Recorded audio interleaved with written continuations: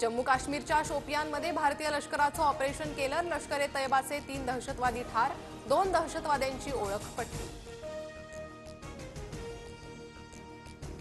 सुरक्षेच्या दृष्टिकोनातून मुंबई पोलीस अलर्टवर। Drone, paraglider, paramotors, hot air बलूनवर 3 जूनपर्यंत बंदी। आदेशाचं पालन न करणाऱ्यांवर कायदेशीर कारवाई होणार। पक्षातील गळती रोखण्यासाठी पवारांच्या राष्ट्रवादीकडून एकत्र येण्याचं वक्तव्य। राष्ट्रवादीच्या साप्ताहिक बैठकीत अजित पवारांचं वक्तव्य, सूत्रांची माहिती।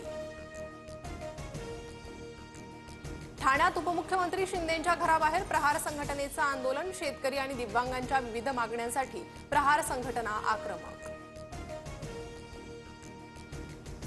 ऑपरेशन सिंदूरच्या यशाच्या पार्श्वभूमीवर भाजपतर्फे देशभरात तिरंगा रॅलीचं आयोजन। अरुणाचल प्रदेशमध्ये मुख्यमंत्री पेमा खांडू तर उत्तर प्रदेशमधील रॅलीत योगी आदित्यनाथ सहभागी।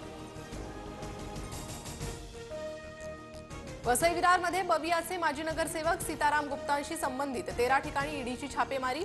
सीताराम गुप्तांवर ईडीकडून मनी लॉन्ड्रिंगचा गुन्हा दाखल।